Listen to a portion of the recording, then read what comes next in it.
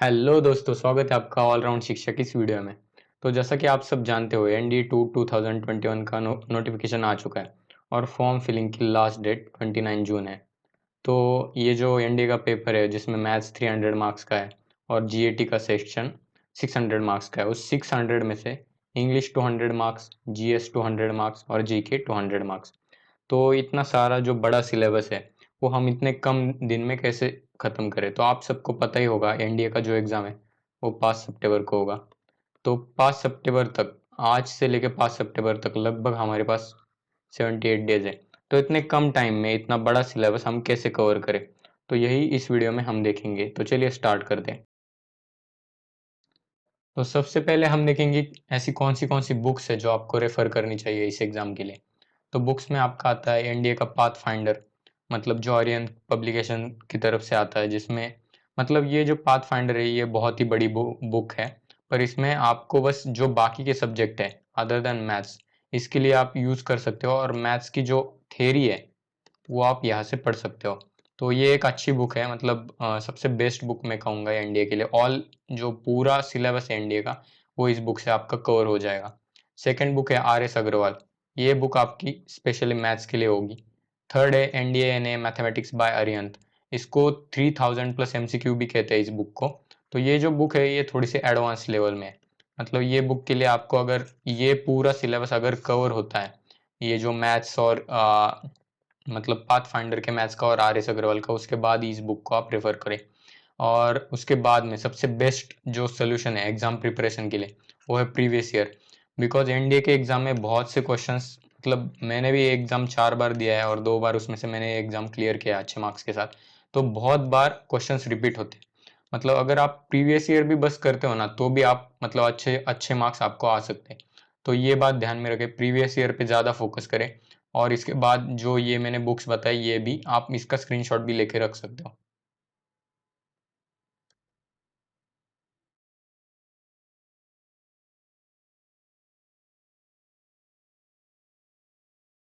तो अब हम देखेंगे क्या है कट ऑफ मार्क्स और ये इस एग्ज़ाम के लिए। तो यहाँ पे एनडीए का जो नोटिफिकेशन है उसमें पासिंग मार्क्स दिए होंगे आपको। आपने बहुत मतलब पढ़ा भी होगा कहीं पे कि मैथ्स के पासिंग मार्क 20% है, 25% है, जीएटी के 25% है। तो अगर आप कैलकुलेट भी करोगे तो टोटल मिला के जो एनडीए का पेपर है जिसमें 900 मार्क्स है, उसमें से आपको 225 मार्क्स दिखेंगे पासिंग के लिए। पर ऐसा नहीं है, कट ऑफ असल में थोड़ी अलग चीज़ है। जैसा कि आप यहाँ पे देख सकते हो राइट साइड में, जो एनडीए का कट ऑफ है, एनडीए 1 2019 टू 2019 का, तो ये 342 है। कहा 225 और कहा 342। तो इसमें जो फ़र्क है वो ये है कि एनडीए का जो मतलब स्पेसेस होती है एसएसबी इंटरव्यू के लिए, तो अगर वो 7000 सीट्स कैंडिडेट्स उनको सिलेक्ट करने हैं, तो जो लास्ट का कैंडिडेट होगा उसके जितने मार्क्स है वो कट ऑफ हो जाएगा। तो मतलब उसके पहले जितने भी आपको मतलब कितने भी मार्क्स हो, आप पास तो हो जाओगे, पर एसएसबी का जो कॉल लेटर है वो आपको नहीं मिलेगा। तो ये बात आपको ध्यान में रखनी है। जैसा यहाँ पे एनडीए एनडीए 2020 का, जिसमें एक ही एग्जाम हुआ था, तो इसका जो कट ऑफ है वो 355 है। मतलब सबसे हाईएस्ट कट ऑफ इसका गया था। और ये जो एनडीए 2020 का ये फाइनल मेरिट लिस्ट है 723, जो एसएसबी क्लियर करने के बाद जो मेरिट लिस्ट लगी थी उसका ये कट ऑफ है। तो ये जो रिटर्न का कट ऑफ है ये आज तक का सबसे हाईएस्ट है। तो आपको मतलब टारगेट कितना करना पड़ेगा इस एग्जाम के लिए।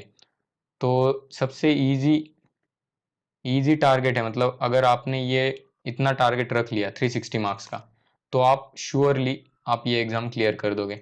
तो आपको बस देखना पड़ेगा आप किस सब्जेक्ट में स्ट्रांग हो। कुछ कुछ लोग होते हैं जिनका मैथ्स पक्का होता है, तो मैथ्स में ज़्यादा स्कोर करते हैं। सपोज किसी ने मैथ्स में 200 कर लिए और बचे हुए इसमें उन्होंने 160 कर लिए, तो भी वो पास है। पर इधर ये देखने वाली बात है, जैसा कि मैंने अभी बताया, ये जो जीएटी का पासिंग कट ऑफ है 25%, इसमें 150 मार्क्स आपको चाहिए ही चाहिए।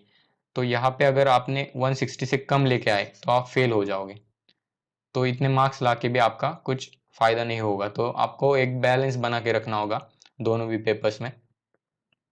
अब मतलब क्या स्ट्रैटेजी बननी चाहिए हमारी इस एग्जाम के लिए।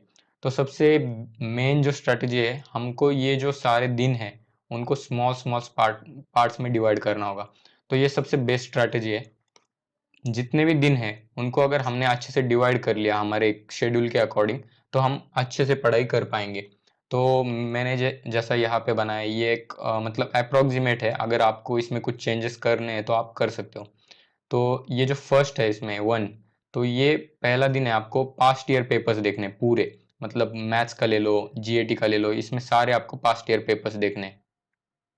और ये जो थ्योरी का जो नेक्स्ट 45 डेज है, उसमें आपको पूरी थ्योरी कवर करनी है। मतलब जैसे कि मैंने जो जो बुक्स बताए, उसमें से मैथ्स की थ्योरी, जो साइंस की थ्योरी है, वो सारी कवर करो, इंग्लिश की थ्योरी है। और वहाँ पे जो भी प्रैक्टिस क्वेश्चंस होंगे उस उन सारे बुक्स में छोटे छोटे, तो वो प्रैक्टिस क्वेश्चन मतलब थोड़े से ही होंगे, पर वो तब प्रैक्टिस करो थोड़ी बहुत। और उसके बाद के जो 20 डेज है वो बहुत ही इंपॉर्टेंट है, क्योंकि इनमें जो हमने यहाँ पे थ्योरी की है, इसमें उसकी फास्ट रिविजन करनी है, और यहाँ पे ज़्यादा से ज़्यादा क्वेश्चन सॉल्व कर रहे हैं, मतलब प्रैक्टिस भी। और इन सारे के बीच में आपको प्रीवियस ईयर पेपर्स देखते रहने बीच बीच में, मतलब कौन से क्वेश्चन है, किस टाइप के क्वेश्चन है। सपोज कैसा होता है कि अगर आपने कुछ प्रीवियस ईयर क्वेश्चन देख लिए, तो उसके बाद जब भी आप मैथ्स का वो सेक्शन पढ़ रहे होंगे, तो आपको दिखेगा, रेफरेंस दिखेगा कि ये क्वेश्चन उसमें आया था, तो आप वो जो पार्ट है वो अच्छे से कर पाओगे। तो ये देखना है, प्रीवियस ईयर क्वेश्चन बीच बीच में देखते रहना है।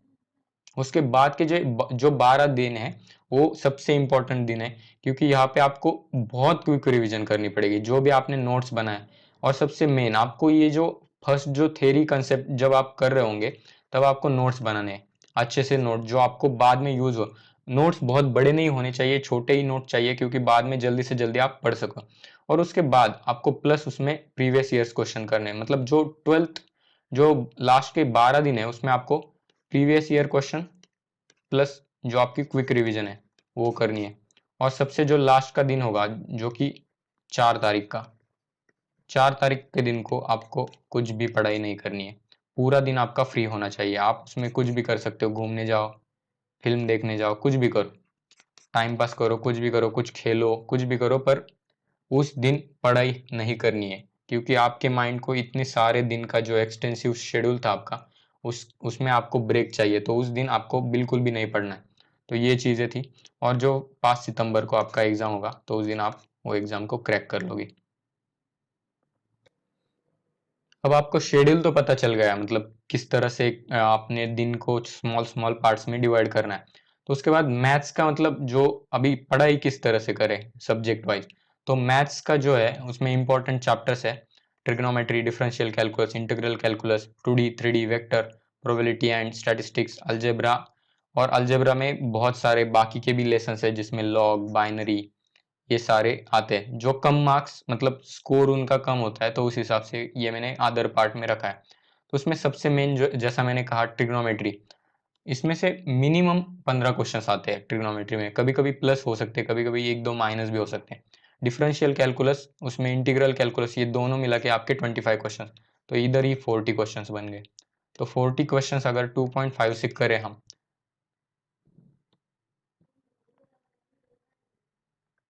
तो इधर ही आपके 100 मार्क्स बन गए।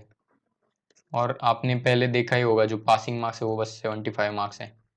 100 मार्क्स तो यहाँ पे ही बन गए, ये जो दो, बस दो सेक्शन है।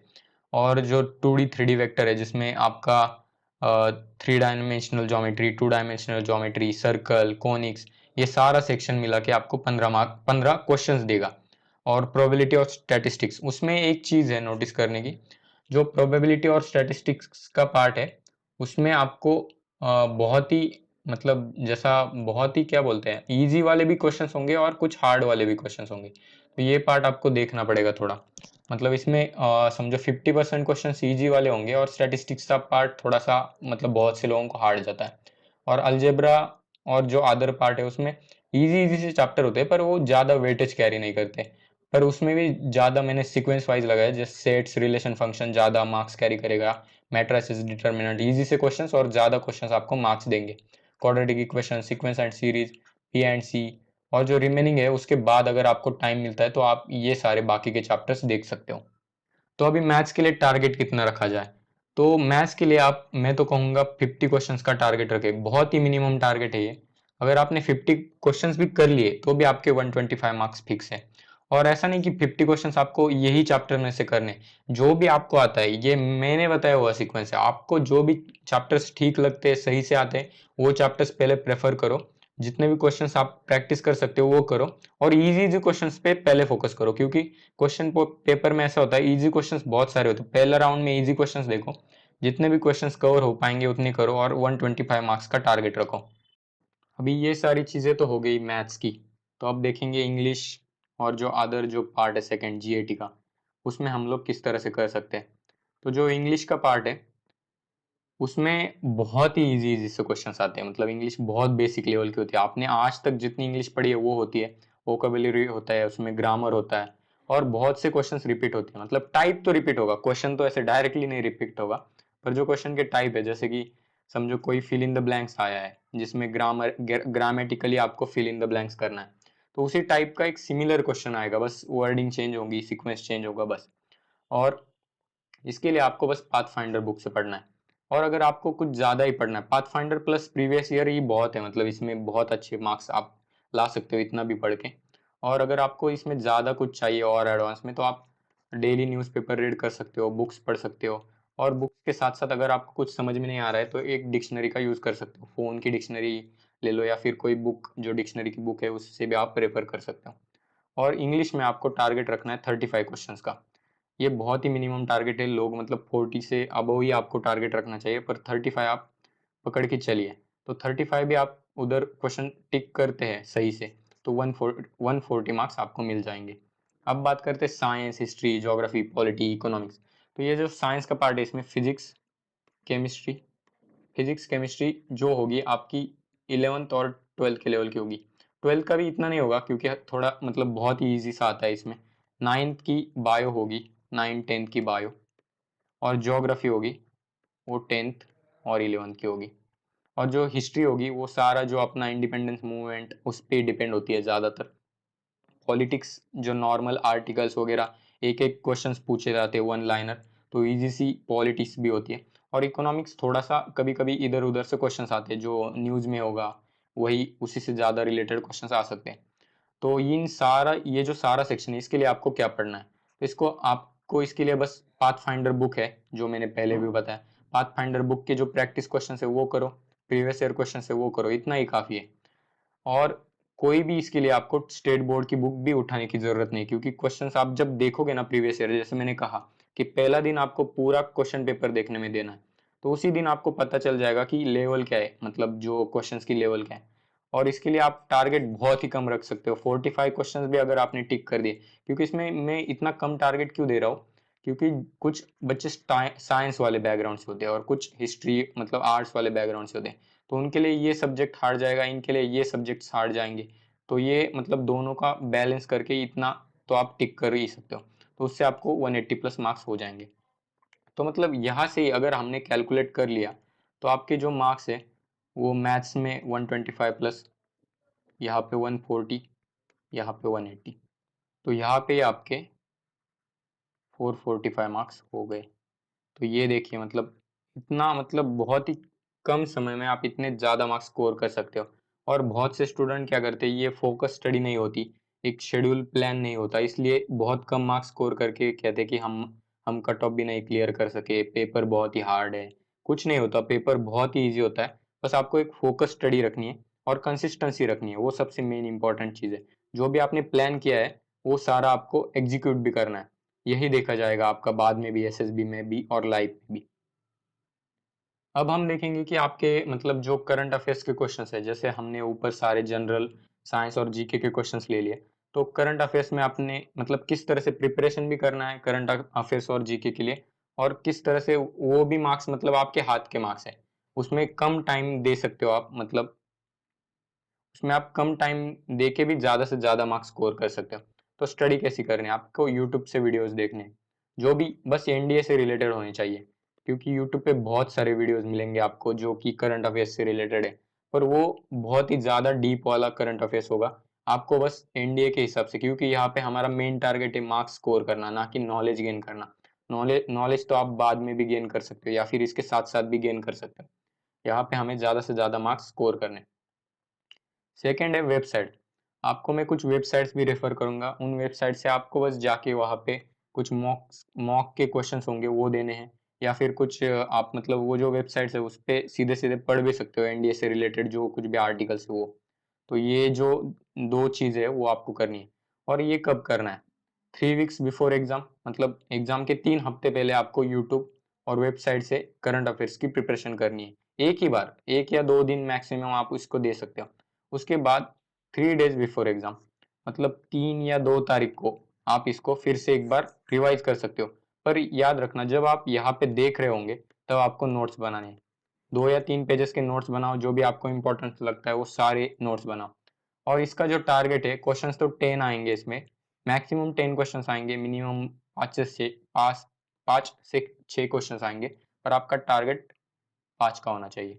अगर आप 5 भी क्वेश्चन यहाँ पे करते हो तो यहाँ पे ये 20 प्लस हो जाएंगे। और ऊपर का जैसे हमारा आया था 445, तो ये मिला के 465 मार्क्स आपके फिक्स हो जाएंगे। और यही मार्क्स मैंने जो एनडीए का 2020 का एग्जाम हुआ था, जो दोनों एग्जाम एक साथ हुए थे, उसमें मैंने सेम यही स्कोर किया था 466.5 का। तो मैंने यही स्ट्रेटेजी तब भी अपनाई थी। उल्टा मैंने तो तब प्रिपरेशन मेरी 5 या 6 जुलाई से स्टार्ट की थी। तो आप भी इस स्ट्रेटेजी को अप्लाई कर सकते हो और अच्छे से अच्छा स्कोर ला सकते हो।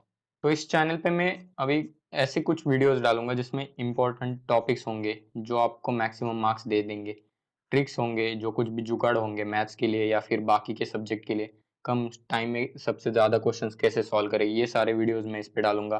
करंट अफेयर्स का जैसे मैंने कहा कि मैं आपको एग्जाम के कुछ मतलब 1 महीने पहले 2 या 3 वीडियोज ऐसे बनाऊंगा लंबे चौड़े, जो वीडियोज देख के आपको बाहर कहीं देखने की ज़रूरत नहीं पड़ेगी और उसमें से ही ज़्यादा से ज़्यादा क्वेश्चंस आ जाएंगे। और हम बीच बीच में प्रीवियस ईयर के इंपॉर्टेंट क्वेश्चंस भी देखेंगे और अदर जो टिप्स है रिलेटेड टू एग्जाम वो भी मैं आपको दूंगा।